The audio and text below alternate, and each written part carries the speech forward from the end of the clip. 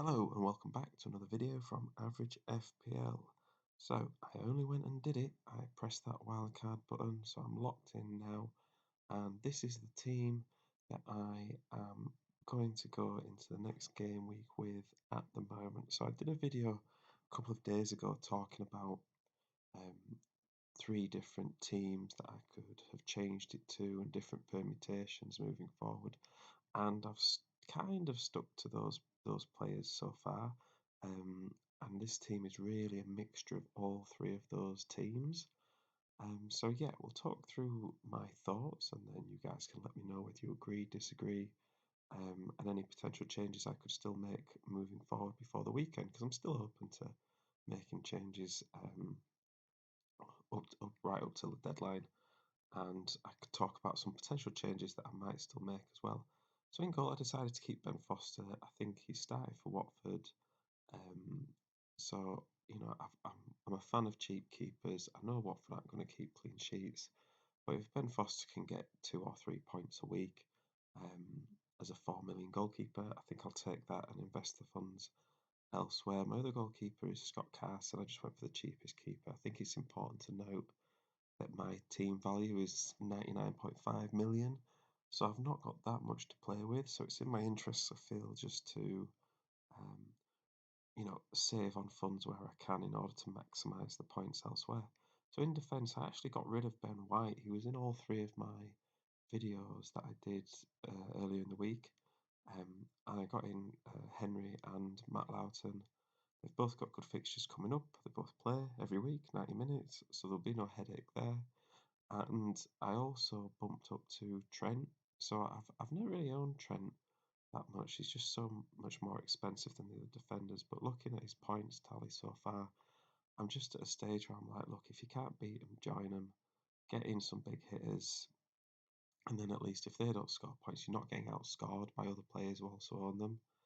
And I think if I've got a few of those sorts of players, then hopefully I'll just climb the ranks um, anyway. So yeah, got Trent in. I think Liverpool are playing incredible, so you want their best players in.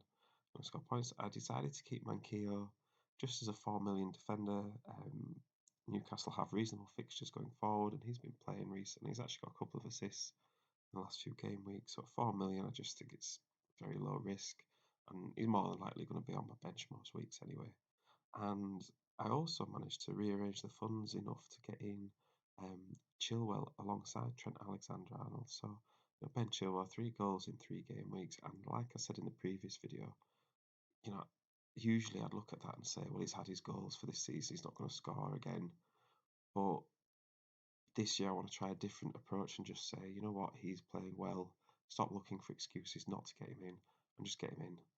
So yeah, that's the defence. In midfield, I kept Mbuemo and Salah.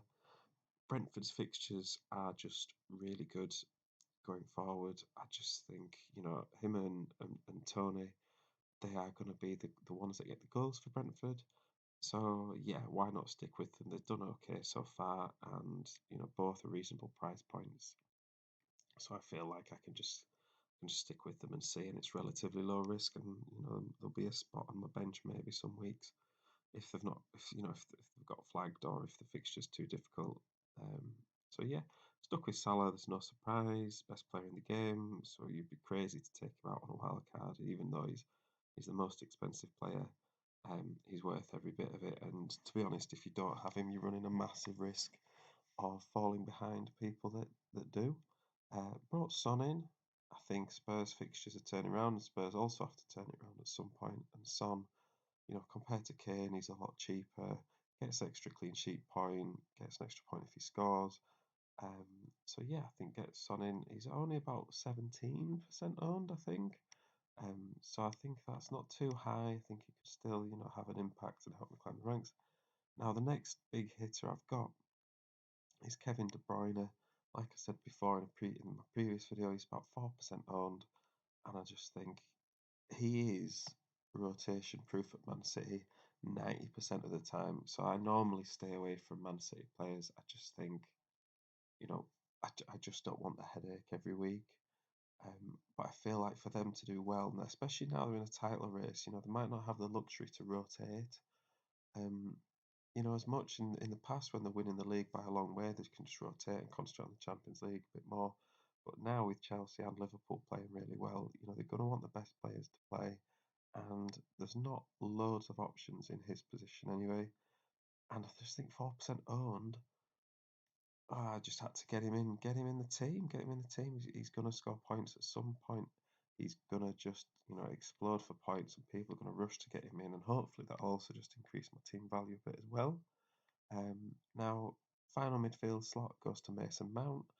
Um, just like Chilwell, you know, I wanted to get Mount in last week, and then he goes and scores 3 goals and an assist. And I'm thinking, oh, maybe I've missed out on it. But like I said with Chilwell, you know, if somebody's playing well, you know, Mount is going to play more often than not for Chelsea. Just get him in because it might be the start of some really good form. And you know, I didn't really like any of the other options around that price. So yeah, with the strikers, I've gone for a cheap one in Davis. He's not going to play. I just needed to save funds. And with the strikers, I just think there's not that many good options. I think you've got your premium strikers that are really expensive, and I look at them and just think I don't really want to invest 10, 11, 12 million in you. I'd rather do it in one of the midfielders I've got in. So with that in mind, I thought, well, I might as well go budget and allow for some extra midfield big hitters. So that's what I've done. Stuck with Tony. I think Brentford have great fixtures. Tony's done well so far this season. Um, so that explains that. Davis is just the cheapest striker on there, so he's just going to be on bench for a bit. And I actually didn't have Timu Puki in any of my wildcard teams earlier in the week, and I sort of looked at it, and Norwich have some reasonable fixtures coming up, and I know it's Norwich, and I know they're going to lose, but if anyone's going to score for them, it's going to be Timo Pukki. So if he can get, you know, I don't know, 3 goals in the next 6 games, which looking at the fixtures doesn't seem that crazy. I think 5.8 million, which also enabled me to get in Salah, Son, and De Bruyne, as well as Chilwell and Trent. You know, I think that's a good move. You know, and if Norwich have harder fixtures, I can just put him on his bench on my bench. So the formation I'm gonna go with as a default would probably be 3-5-2. I think I've got 4 midfielders that I definitely want to play every week, and Mbeumo with his fixtures. I think my defence is normally looking like, you know, it's going to be Trent and Chilwell, and then either Henry or Loughton. And looking at the fixtures, you know, consistently I'm leaning towards Henry, but you know, we can see if Burnley have a good home fixture, then I can just swap them over.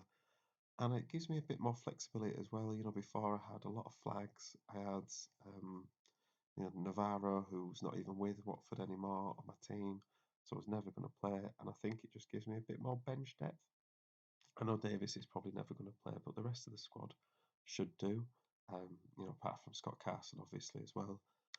So yeah, I feel like I'm quite happy with that. I feel like it's got a good balance of big hitters, players that are currently playing well, players that I think are going to play well, and players with good fixtures. And yeah, so let me know what you guys think. Hopefully, it's helped you guys if you're thinking of wildcarding soon or you're wildcarding this week as well. It's giving you some ideas. The one possible change I could make is maybe, you know, just move Trent to another Liverpool defender like Robertson, just upgrade, you know, Mankey or Matt Loughton. But I'm thinking of, you know, maybe sticking with this as it is for now. But yeah, thank you very much for listening, and I'll see you in the next one.